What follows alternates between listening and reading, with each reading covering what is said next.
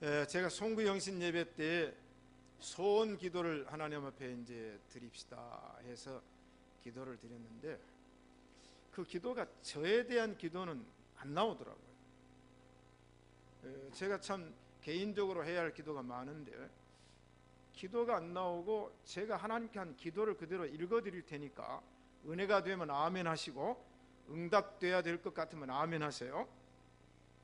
안 할 모양이네 보니까 폼이. 기도를 이렇게 했어요. 하나님, 나를 위한 소원은 없습니다. 이제 죽어도 여한은 없습니다. 꼭 소원이 있다면 자녀들의 소원이 꼭 이루어지는 것이 나의 소원입니다. 신시가지 예배당의 성도들의 소원이 틀림없이 이루어지는 것이 나의 소원입니다. 한국교회가 더 이상 부패하지 않고 개혁되어 아름다운 교회가 되는 것이 나의 소원입니다. 이 나라가 통일되어 하나 되는 것이 나의 소원입니다. 기도 마음에 듭니까? 저는 소원을 안 드리겠습니다. 교회를 위한 소원, 자녀를 위한 소원, 나라와 민족과 통일을 위한 소원, 한국 교회를 위한 소원을 올려드립니다. 그렇게 기도를 하니까 제 마음이 너무 기뻤습니다. 우리 이 기도가 꼭 응답될 줄로 믿습니다. 추수회입니다. 추수회. 제가 2010년도에 이제 기도를 하반기 때 하면서 내년에는 어떤 계획을 가지고 하나님께 목회를 올려드릴까요? 기도를 하는데, 왕따 미션 프로젝트라는 이제 용어를 만들어냈어요. 왕따, 제가 만든 말이 왕따, 해석을 잘 알으셔야 돼요. 다 같이 이제 앞에 운 떼어주세요. 왕 중의 왕이신 예수님께서 따로 정해놓은 친구들, 왜? 우주시대 준비된 사명자로 스카우트 하시려고. 이게 제가 만든 왕따에 대한 풀인데 마음에 드세요? 오늘 보니까 처음 오신 분, 여기 이제 미국에서 오셨어요. 어디 오셨어요? 중간에 아버님 또 어머님하고 아들 또 세 분 또 새로 오셔가지고 예배 드리고 있는데, 이게 제가 왕따, 일본부터 시작됐지만 우리 한국의 왕따란 말이 맨 처음에 시작될 때 제 입에서 나온 게 왕 중의 왕이신 예수님께서 따로 정해놓은 친구들, 왜? 우주시대 준비된 사명자로 스카우트 하시려고. 그때는 우주시대 쓰질 않았어요. 비로소 제가 우주시대라는 말을 이제 써서 우주시대를 준비하기 위한 왕따 미션 프로젝트인데, 그러면 이제 이 일이 한 해에 이루어질 수는 없어서 5개년 계획을 세웠어요. 그 5개년 계획 가운데 첫째는 기경의회, 묵은 땅을 갈아엎어야 되잖아요. 제가 서문교 역사가 오래된 교회 와보니까 정말로 묵었더라고요. 묵어가지고 사람도 묵고 교회도 묵고, 그래서 여기 갈아엎자. 두 번째 해는 2012년입니다. 무슨 해예요? 파종의회. 파종.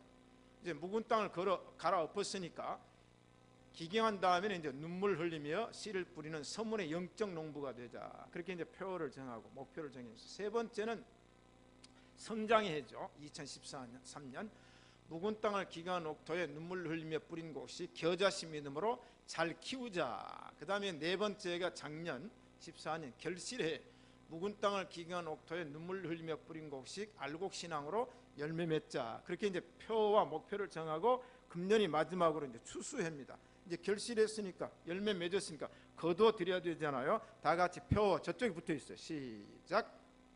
여기도 있고.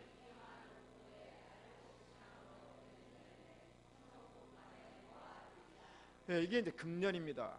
그래서 이 5년 프로젝트를 진행하면서 마지막 해니까 저에게는, 우리 교회는 굉장히 중요한 해입니다. 여러분 중요한 줄로 믿습니까? 이제 추수 거둬드려야 되거든요. 자, 그러면 이제 왕따 미션 프로젝트를 진행을 하려면 그냥 하면 안 되고 매뉴얼을 제가 만들었어요. 이 매뉴얼을 여러 교회에서 요청해도 아직까지 주지 않았고, 다른 교회에서 목사님들, 부목사님들이 와서 벤처마킹 하겠다고 해도 지금 한 군데도 허락을 하지 않았는데, 제가 이제 이 우주시대 사명자를 양육해서 교회가 배출해야 되거든요. 교회는 세상으로 일꾼을 보내야 되니까. 그래서 이제 이 세상의 모든 직업을 전부 분류를 했어요.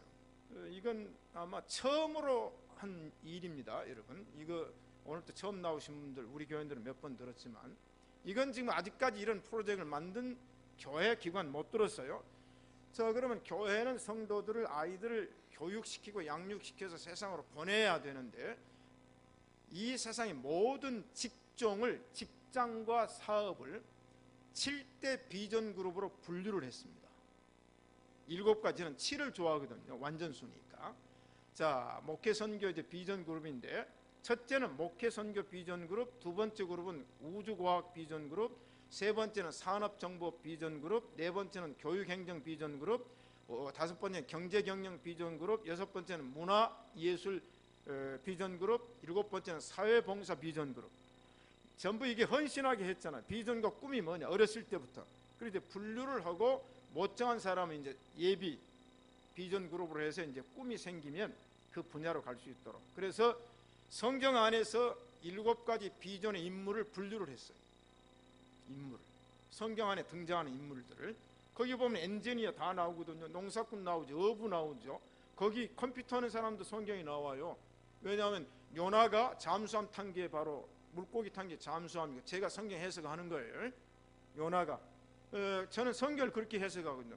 다윗의 물맷돌 하나가 미사일이고 그 다음에 골리앗은 뇌진탕으로 죽어버렸고 이게 다 성경 해석을 제가 이렇게 하니까 성경 안에 모든 7개 그룹이 존재하니까 인물을 분류를 하고 그 다음에 기독교 역사에 크리스찬 가운데서 세상에 나가서 활동했던 7 인물을 분류하고 그 다음에 이제 너희들이 앞으로 나아갈 비전이 뭔가를 어려서부터 꿈꾸라.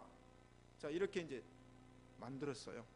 그러면 이제 우리가 분류를 해보면 자, 목회 선교 그룹, 목회자, 선교사, 사모, 신학교수, 선교단체, 문화선교, 찬양 이게 그 그룹에 속해요. 그 다음에 이제 우주과학은 의사, 치과의사, 한의사, 수의사, 간호사 이런 얘기 교회에서 하는 얘기 못 들었는데 교회는 이 일을 해야 나중에 일꾼들이 세상에 가서 하나님의 왕국을 이룬다는 것이죠. 그게 바로 우리 이제 신시가 예배당의 목표예요.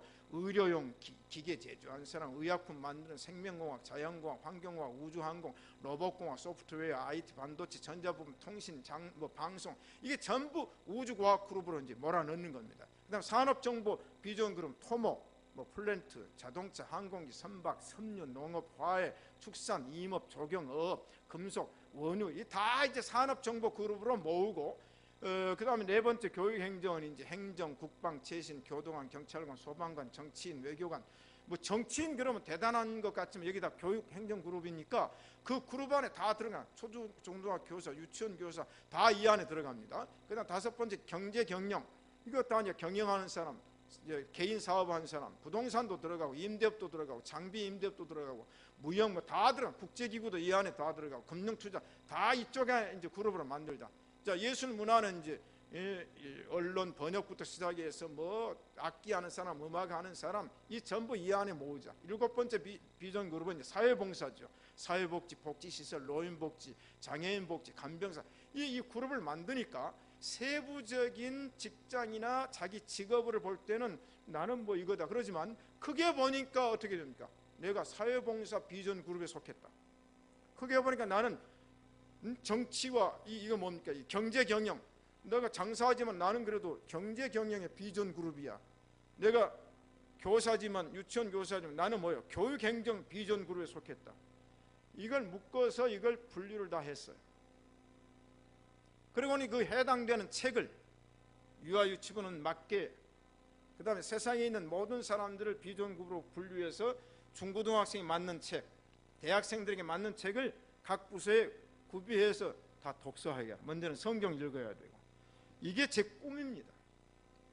제가 목회를 지금 47년 목사 된 지만 36년 7년 하고 있는데 제가 이 꿈이에요. 꿈.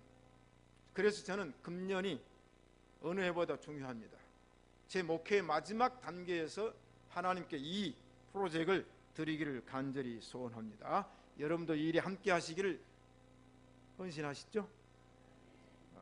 헌신 안 한 분들은 뭐예요 또? 자, 여러분 자녀들이 이 그룹 안에 속하기를 원하십니까? 이게 바로 비전이에요. 자, 그래서 이제는 기경도 하고 파종도 하고 성장도 하고 결실했는데 금년에 이제 추수를 해야 되는데 추수를 잘해야 됩니다. 추수를 아무리 곡식을 잘 지어도 추수를 안 해놓으면 아무 소용이 없어요. 그럼 추수에 대한 간증을 제가 하나 하려고 합니다. 제가 예수님 믿고 우리 가정이 이제 복음화가 됐습니다. 그런데 우리 어머니가 철저한 불교와 대종교를 믿으시다가 제가 먼저 교회 다니고 어머니가 이제 나중에 교회를 나오셨는데 뭐 그거 간증하려면 뭐 한도 끝도 없는데, 이분은 예수님 믿자마자 오직 하나님, 오직 성경, 오직 교회입니다. 여기에 한치도 벗어나지를 못해요. 그런데 이분에게 무슨 신앙이 들어갔냐면 주일성수라는 신앙이 들어갔어요. 근데 제가 이제 중학교 2학년으로 기억을 하고 있어요. 저희 집에서 제가 중학교까지는 6km입니다. 6km를 다니는데 한 번 토요일 날 학교 갔다 오는데, 아니 이제 논에서 보리를 이제 다 거둬들일 추수기인데, 아니 그 논에다가 덕석을 펴놓고 보리 타작을 해요. 오후 시간인데. 그런데 보니까 이제 우리 어머니는 대단한 분이라 한 번 명령하면 뭐 거울도 쩡쩡거리고 집안도 쩡쩡거리는 그런 분이기 때문에 대단한 그 이제 믿음의 긍지를 가진 분인데, 오늘 토요일이니까 내일 주일이니까 안식해야 되니까 오늘 보리 모든 걸 다 타작을 하라 명령을 내렸어요. 우리 집은 주일을 어떻게 지켰냐면 토요일이면 소도 남일 못 가게 하고 일꾼도 쉬게 하고 쟁기, 삽, 뭐 괭이, 낫, 호미까지 전부 걷어다가 전부 씻어가지고 옛날에 이제 피마자 기름, 동백기름 발라가지고 전부 걸어놨던 집이 우리 집이에요. 제가 그 일을 어렸을 때부터 했어요. 제 담당이니까. 저 내일이 주일이니까 오늘 모든 보리를 다 타작을 끝내라고 명령을 내려놓으니까 저녁을 먹을 수가 있어요. 저도 학교 갔다 와가지고 교복 벗고 가방 놓고는 바로 이 일터에 투입돼가지고 막 저다 날리고 그다음에 보리대를 넣어가지고 막 넣으면 막 돌아가서 막 건부적대로 나오고 보리는 보대로 쏟아지고 하잖아요.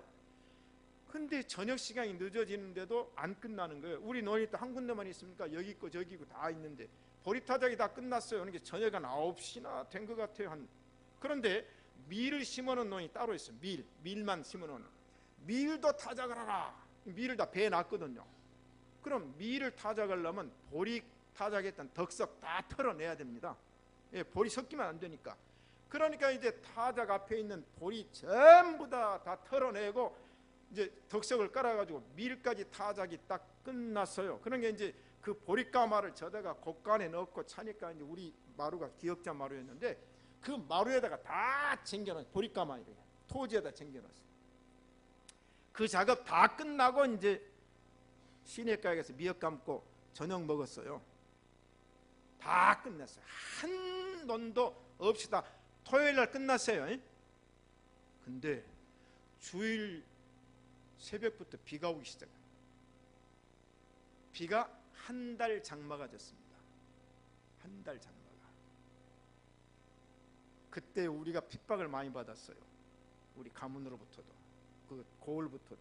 그런데 우리 집은요 밀까지도 다 추수를 하고 다른 집은 보리 베가지고 깔아놓은 대로 싹이 나버렸어. 썩어가지고 변을 쌓아놓은 데서 김이 나가지고 다 썩어버렸어. 남산골에서 주일 성수를 위해서 토요일 날 밤늦게까지 탈곡을 명령했던 우리 어머니가 난리가 났잖아요. 뭐 제가 농사짓는 간증을 하려고 그러면 제가 농사를 어렸을 때 다 함께 지었기 때문에 지금도 농사하라면 다 합니다. 이게 뭡니까? 농사 지은들 뭐 합니까? 추수를 못하면 그 끝이죠. 자, 추수합시다. 추수하여 천국 국간에 모아드리자. 예수님께서 설교하는 내용을 복음서 읽어보면 이렇게 기록이 되어 있어요. 마태복음 13장 예수께서 비유로 여러 가지를 저에게 말씀하시되, 비유, 이야기, 예화. 설교는 이야기, 예화, 비유. 또 뭐라고 말했습니까? 비유로 말씀하시고 비유가 아니면 아무것도 말씀하시지 아니하셨으니 이는 선지자로 말씀하신 바 내가 입을 열어 비유로 말하고 창세부터 감추인 것을 드러내려 함이니라. 자, 요새는 스토리텔링이라고 그래가지고 이야기 화법이라는 게 있어요. 저는 그래서 가능하면 원고는 이렇게 많이 써가지고 왔지만은 이거 원고보다는 이제 이야기식으로 여러분에게 이제 설교를 해가려고 그러는데 오늘 이제 영상 보면서 설교를 잘 따라오시길 바랍니다. 첫째, 결실한 곡식은 반드시 추수를 해야 된다. 자, 여러분 이제 곡식을 심었잖아요. 그러면 이제 결실했어요. 벼에 이제 벼 이삭이 있습니다. 그걸 그대로 둡니까? 추수를 해야 되죠. 그런데 추수하기 전까지 이 곡식이 열매를 맺으려면 그냥 맺어지는 게 아니더라고요. 아니, 씨를 뿌려가지고 자랐어요. 그래가지고 열매를 맺기까지 곡식이 순탄하게 되든가요? 그러면 참 좋지만 가뭄이 와요. 가뭄. 그럼 곡식이 타들어갑니다. 그러면 물을 줘야 돼요. 제가 어렸을 때 물이 말라가지고 시냇가에 물까지 말랐어요. 이야, 난리가 납니다. 그러니까 시내에 물 도는 곳에 그 물 시내를 파요. 파면 거기 물이 고이면 양수기를 가지고 물을 품어 올려가지고 논에다 물을 대는데 쌈질이 나는데요. 쌈질이 나는데, 그리고 우리 형님도 쌈질하다가 이거 뭡니까? 폭력을 해가지고 경찰서에 끌려갔어요. 왜? 농촌이 그렇게 아주 난리가 나죠. 가뭄이 와요. 거기서 살아남아야 됩니다. 또 태풍이 불어요. 태풍이 넘어져요. 떨어져요. 그 다음에 홍수가 와요. 그것만 옵니까? 병충해. 그러면 곡식이 어떻게 돼요? 자, 여러분, 결실하기까지 이 곡식은 수많은 고난과 역경을 겪습니다. 그러면서 맺은 게 이제 좋은 땅에 떨어진 게 100배, 60배, 30배, 30배, 60배, 100배의 결실을 하였느니라. 그럼 결실했어요. 결실했는데 열매를 맺으면 모든 결실하는 게 다 좋은 열매가 아니라 오늘 본문에 손에 키를 들고 자기의 타작마당을 정하게 하사 알곡은 모아 곡간에 들이고 죽정이는 꺼지지 않는 불에 태운다. 자, 그러면 어떤 농부가 농사를 지어가지고 알곡만 거두지 죽정이 거두는 사람 보았습니까? 그리고 두 번째, 추수한 곡식은 철저한 선별 과정을 겪는다. 이 선별 과정, 여러분 성경 신구약 종합을 해가지고 제가 이 얘기를 하는 내용이에요. 이 선별 과정이 있어요. 농부는 곡식을 거둔다 할지라도 거기에 60배, 30배, 100배 달려 있어요. 그런데 그게 다 알곡이 아니에요. 그 안에 뭐예요? 죽정이가 달려 있어요. 자, 그러니까 그 무수한 선별 과정을 겪어서 알곡만 골라내요. 이게 바로 성경이에요. 자, 여러분, 알곡 되시기를 축복합니다. 죽정이 아무리 붙어있어 소용없어요. 그래서 선별 과정, 제가 이 선별 과정이라는 단어를 이 씨 뿌린 비유 추수에서 처음 제가 쓰게 되는데, 자, 그러면 이 신약에서 이야기하신 예수님의 말씀이 구약은 뭐라고 말하고 있는가? 호세아 13장 3절에 보니까 타작마당에서 광풍에 날리는 쭉정이 같으며 그랬어요. 이미 예언을 했어요. 호세아는 신약교의 예언 아닙니까? 자, 곡식을 걷어들여 가지고 타작마당에 광풍에 날리우는 쭉정이, 광풍에 안 날리는 게 알곡이에요.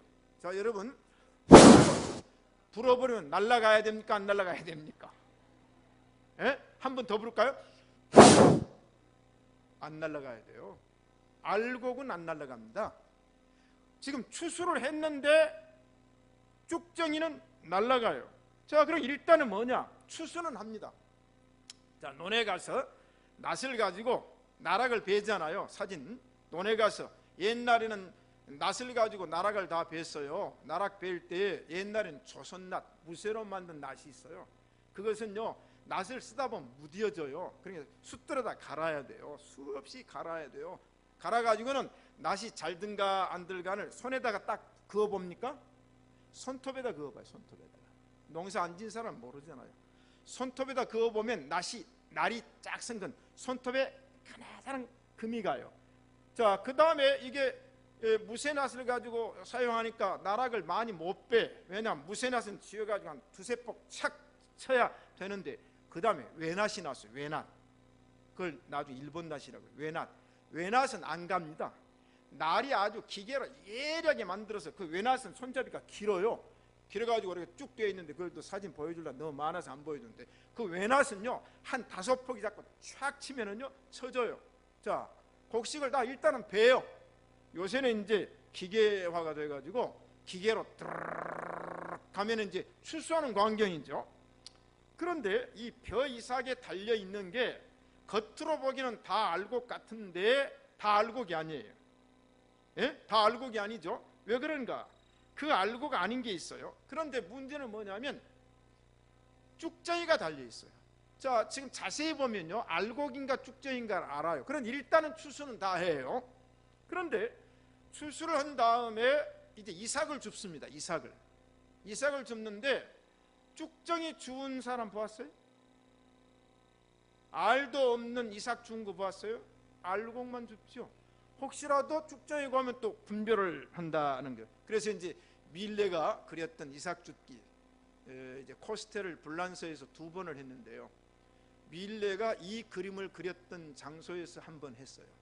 밀레는 크리스천이에요. 할머니의 말씀 따라서 이 자연만을 그렸던 그림, 이삭을 주어요. 자, 그러면 이삭을 줍기 이제 끝났어요. 그러면 추수한 다음에 그냥 추수해가지고 탈곡해가지고 가마에 넣어가지고 그렇게 하던가요? 농사 지은 사람이? 수많은 선별 작업을 하는데 오늘 성경에 손에 키를 들고 자기 타작마당을 정하게 하사 알곡은 모아 곡간에 들이고 쭉정이는 꺼지지 않는 불에 태운다. 여러분, 알곡됩시다. 일단 벼나 보리를 거둘 때는 다 거둬들여요. 다 거둬들입니다. 그 다음에 탈곡할 때도 다 탈곡을 해요. 옛날에 우리가 탈곡하는 기계가 처음에는 뭐가 있었어? 홀대라는 게 있었어. 홀대. 예? 빛같이 돼가지고 그걸 이제 하늘로 빛날이 올라가도록 해놓고 그 다음에 발로 딱 눌러가지고는 이제 벼를 가지고는 슉 훑고 이거 다 해봤잖아요. 이거 요새 젊은 사람들은 모르지만 우리 조광님서 해봤어요? 예, 홀대. 그 다음에 탈곡을 합니다. 탈곡을. 그런데 이 탈곡을 한 다음에 선별 작업을 어떻게 하느냐. 이집트에 있는 그림도 보니까 아까 광풍에 날아간다고 그랬죠. 그 그림도 보니까 키질을 해요. 곡식을 하늘로 들고 그 다음에 바람이 불면 그게 날아가는, 고전적으로 다 증명이 됐어요. 화가들이 그림을 그릴 때도 성경의 소재잖아요. 곡식을 가지고 올렸다가 내려놓으면 바람이 불면 알곡은 밑으로 떨어지고 죽정이는 날아가잖아요. 얼마나 오늘 나를 위해서 그림을 그려놨잖아요. 예? 자, 그러니까 우리나라도 보면 이제 곡식을 위로 올려가지고 하고 그다음에 키질을 해요. 키질, 콩이에요, 콩. 키질. 그러면 이제 건부져가고 껍져가고 잘못된 건 밖으로 나가고 알콩만 안으로 들어오잖아요. 그 다음에 이제 뭐 합니까? 풍구질을 해요. 풍구질. 예? 저것도 풍구. 기계에다 넣어가지고 곡식을 넣고는 이제 돌리면은 거기서 바람을 일으켜가지고 건부적은 나가고 알콩은 내는 풍구요. 저게 풍구요. 박물관에 가야 봐야 될 거 오늘 다 보고 있는 겁니다 지금. 요새는 또 우리나라 사람은 또 머리가 얼마나 좋은지 바람이 안 불면 선풍기를 딱 갖다 틀어놓고 그놈을 선풍기를 강으로 틀어놓고 바람 불면 이제 올려요. 이게 뭡니까? 선별 작업이에요. 왜 그래요? 이 안에 잘못이 있기 때문에, 죽정이가 있기 때문에, 알벼, 알콩이 없기 때문에 농부는 아무거나 거둬들이지. 추수는 다 해요. 근데 수 없는 선별 작업. 그러기 위해서는 또 길바닥에 나락을 널어놓고 말리고 과일도 선별하고 콩도 선별하고. 여러분, 이게 뭐냐? 성경이 선별 작업을 하고 있습니다. 여러분, 선별 작업, 수많은 숱한 선별 작업에 통과해야 될 줄로 믿습니다. 그래서 알곡은 곡간에, 죽정이는 꺼지지 않는 불에. 성경 주석과 주석을 읽어보니까 알곡은 성령 세례 받은 사람이고 죽정이는 그 성령과 불로 임한다고 예수님이 11절에 얘기를 하셨거든요. 성령과 불인데 불은 태우는 불이라 그렇게 얘기했어요. 자, 사랑하는 성도 여러분, 우리는 알곡이 되어야 될 줄로 믿습니다. 천국 곡간에 들어가는 알곡 됩시다. 죽정이는 봐요. 생긴 건 벼같이 생겼다니까요. 근데 알맹이가 없어요. 경건의 모양은 있어요. 오늘 한국교회 성도들이 폼은 잡고 있어요. 알곡은 알이 꽉 찼지만 죽정이는 뭐요? 건 모양은 있어. 근데 뭐요? 죽정이. 이건 알이 없어요. 알이 없으면 날아가죠. 풀어버리면 날아가죠. 자, 가라지도 마찬가지입니다. 가라지. 우리 예수님께서 천국을 비유할 때 주인이, 농부가 밭에다가 씨를 뿌렸는데, 곡식을 뿌렸는데 나중에 종들이 와가지고 주인이시여, 곡식이 자라고 있는데 그 속에 가라지가 자랍니다. 이거 지금 뽑아버릴까요? 그렇게 얘기하니까 주인이 뭐라고 말했어요? 야, 뽑지 말라. 가라지가 위대해서가 아니에요. 가라지를 뽑다가 곡식까지 다칠까 하노라. 이 교회가 어떤 때는 치리를 해야 되는 치리를 안 할 수가 있어요. 저도 요새 이제 교역자들에게 치리는 제대로 하라고 얘기합니다. 왜냐하면 그때 치리를 해버렸으면 나중에 후환이 없는데, 그때 봐준 게 나중에 엄청난 손해가 오는 걸 제가 수없이 경험을 했어요. 그러나 어떨 때는 치리를 안 해야 될 때가 있어요. 하다 보면 다치니까. 예수님께서 그래요. 그렇다고 이 가라지를 천국 창고에 들여보냅니까? 아니에요. 거둘 때 가라지를 다 다 거둬들여요. 그러나 나중에 선별 과정에서 알곡과 죽정이와 알곡과 가라지는 철저하게 선별을 당합니다. 사랑하는 성도 여러분, 어부도요 고기를 선별한다니까요. 그물에 고기가 잡혔어요. 그런데 좋은 고기만 그릇에 담고 나쁜 고기는 내어버린다고 그랬어요. 여러분, 그물에 담겼다고 그래서 다 선별되어 가지고 선택받아서 알곡으로 천국 곳간에 들어가는 게 아니라 과정은 따라와요. 과정은. 그런데 끝에는 뭡니까? 다 버려. 이게 이제 로마서에 말한 선택과 유기의 교리란 말이에요. 사람도 마찬가지입니다. 사람도 선별을 해야 돼요. 선별. 여러분, 선별할 때 통과하십시오. 여러분, 회사가 사람을 뽑을 때 아무나 뽑습니까? 이력서 내면은 이력서로 선별하고, 그 다음 1차 면접에서 선별하고, 2차에 선별하고, 요새는 유명한 회사는 5차 면접까지 간다면 왜? 고른다. 그래서 인간도 뭔가, 인간도 열매를 잘 맺어야 되고, 인간도 추수를 해야 되고, 인간도 선별 작업을 통해서 알곡이 돼야 됩니다. 그래서 가정에서는 옛날에 어르신들이 뭐라고 말했어요? 자식 농사를 잘 지어야 된다. 자식도 농사라고 그랬어요. 여러분, 자녀들 농사 잘 되기를 축복합니다. 그게 왕따 미션 프로젝트 자녀 농사 잘 짓자는 거예요. 선생님들은 학교에서 무슨 농사를 잘 지어야 돼요? 제자 농사를 잘 지어야 되죠. 여기도 이제 교직에 계신 분들, 우리 집도 교직자 선생님들이 제일 많습니다.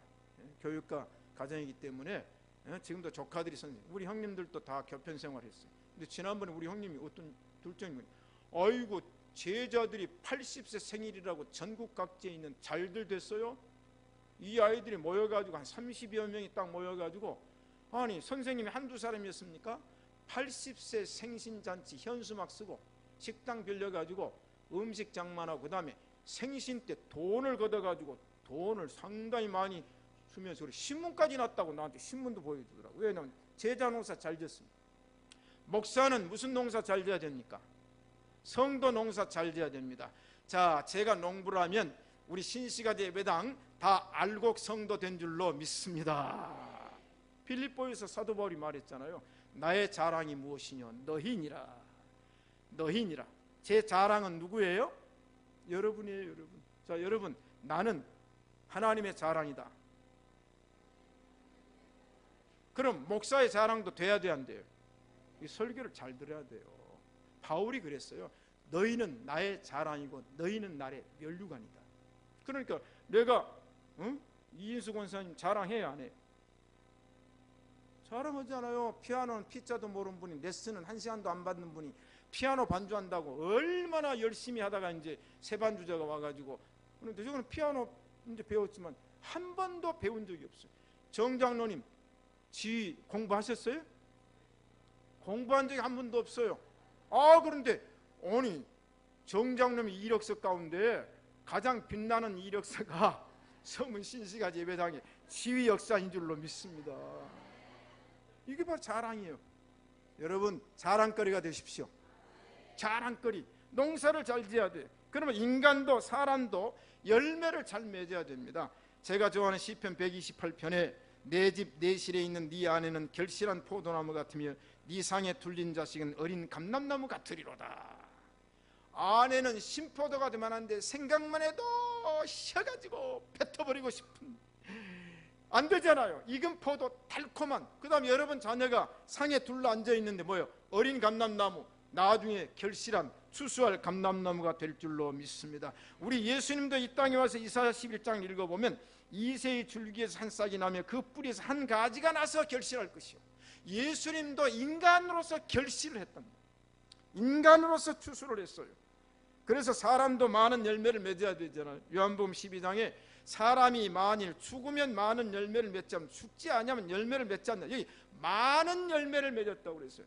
내가 죽음으로 말미암아 많은 열매가 맺어질 줄로 믿습니다. 여러분, 말씀의 열매를 맺어야 됩니다. 누가복음 8장 15절에 보니까 좋은 땅이 있다는 것은, 마태복음 13장에 좋은 땅 옥토가 누가복음에는 뭐라고 말했냐면, 좋은 땅이 있다는 것은, 여러분 좋은 땅이시죠? 여러분 못된 땅이시죠? 여러분 옥토이시죠? 갈수록 대답은 커지는데 한 10번 물으면 더 커지겠네요.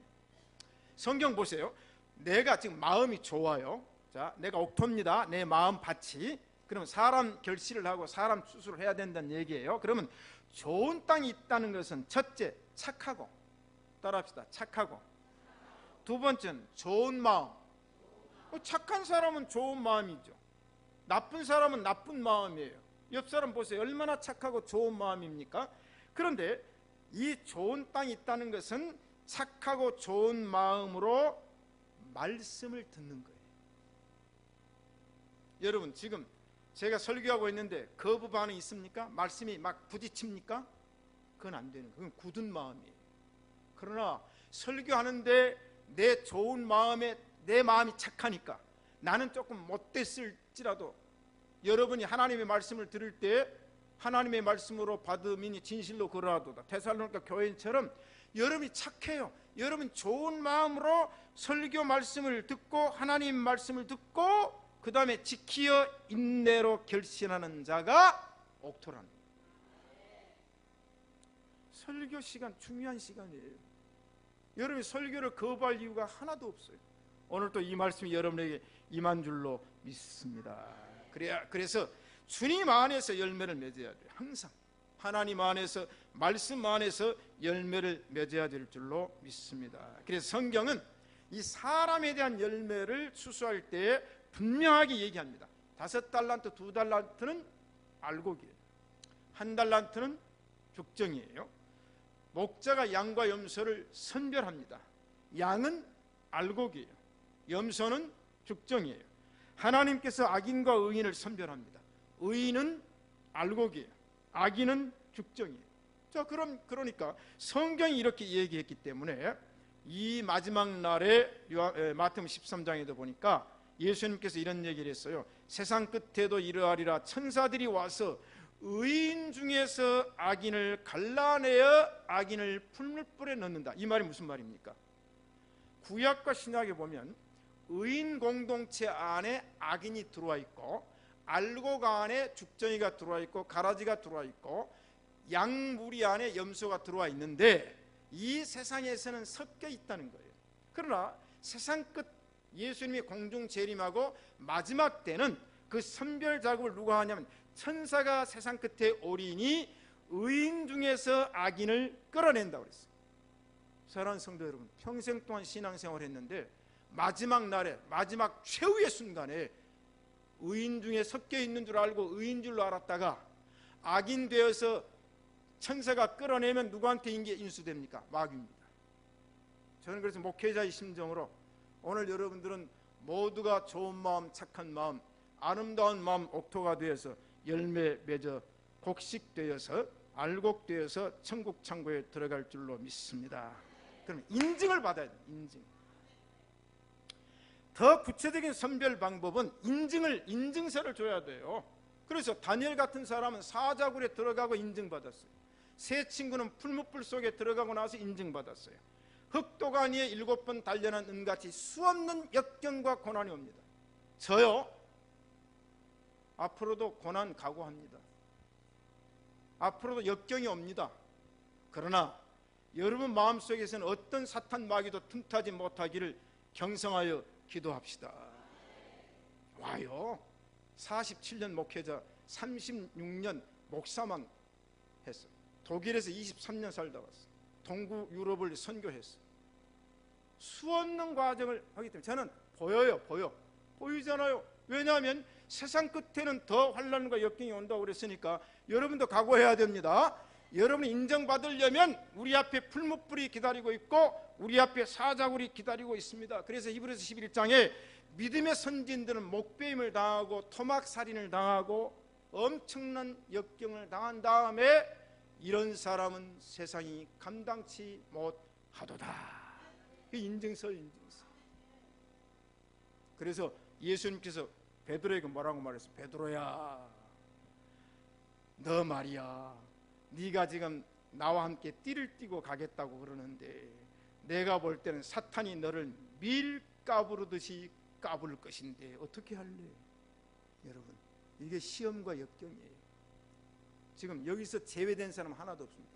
언제 누가 어떤 사람을 시험할 때인지는 아무도 몰라요. 그러므로 우리는 끝까지, 금년에 국회에서 필사직생이라는 사자성어를 선택했다고 그러더라고요. 그런데 저는 아이고 이제서 필사직생하고 있네. 저는 어떤 사람 철학을 가지고 있어요. 일편단심, 초지일관, 백절불굴, 사생결단, 일사가고, 필사필생, 영생복락. 이거 어렸을 때부터 제가 예수님 믿고 이게 7대 철학이니까 우리는 끝까지 천국 창고에 들어가야 될 줄로 믿습니다. 자, 그럼 세 번째, 추수할 일꾼이 필요해요. 곡식이 익었어요. 지금 논밭에 결실하였습니다. 황금 들녘이 이루어졌어요. 지금. 그런데 황금 들녘이 이루어졌는데 이걸 누가 거둬들입니까? 일꾼이 거둬들여야 되죠. 일꾼이. 그러면 신시가지 예배당 일꾼은 누굽니까? 따라합시다. 나다. 내가 거둬들여야 돼요. 아무리 황금 들녘을 이루었어도 추수할 일꾼이 없으면 안 돼요. 그래서 마태복음 9장에 추수할 것은 많되 일꾼은 적으니 그러므로 추수하는 주인에게 청하여 추수할 일꾼들을 보내주소서 하라. 익은 곡식 거둘 자가 없는 이때 누가 가서 거둘까? 내가 어찌 게으르게 앉아 있을까? 어서 가자 밭으로. 하나님께서 여러분을 보내주십니다. 수요일 밤부터는 소명과 사명이라는 시리즈를 가지고 지금 이제 몇 번을 갈 줄 몰라요. 아차를 46번 제가 설교를 했어요. 그래서 이제 소명과 사명은 제가 목사로 부름받고 선교사로 사역하면서 일어났던 사건들을 연속 설교를 하려고 그래요. 연속 설교. 제가 광부 간호사들 독일 가는 현장에서 목회했던 분 아닙니까? 그래서 이번에 제가 국제시장 영화를 기필코 보았어요. 여러분, 저는 제가 만들었다면 더 잘 만들었을 것 같더라고요. 저는 살았던 사람이니까, 그들과 애완을 같이 했던 사람이니까 더 잘 만들 수 있었는데 아쉬움이 많더라고. 간호사 이야기 물론 시간적인 거지만 저는 그들과 함께, 제 교인이 막장에서 돌이 떨어져서 선로에 발이 이만한 돌이 떨어져 그 자리에서 발이 두둥강 난 재호라는 교인이 집사에, 그가 그 사고 당했을 때 난리가 났지 않습니까? 팔이 잘렸죠. 우리나라, 제가 그래서 책을 썼지 않습니까? 한국이 잘 살게 된 이유 13가지. 이미 저는 90년대 그 책을 써버렸어요. 인제서 한국사 알아주는데, 저는 그릭 아우프란 말이, 그 영화에 나오는 그릭이란 행운이란 말이 아우프, 나오란 말이에요. 행운으로 나오라. 그게 지금 한국의 광부들의 단체 아닙니까? 그게 바로 우리나라 60년대부터 이루어졌던, 그걸 젊은 사람들이 알아야 돼요.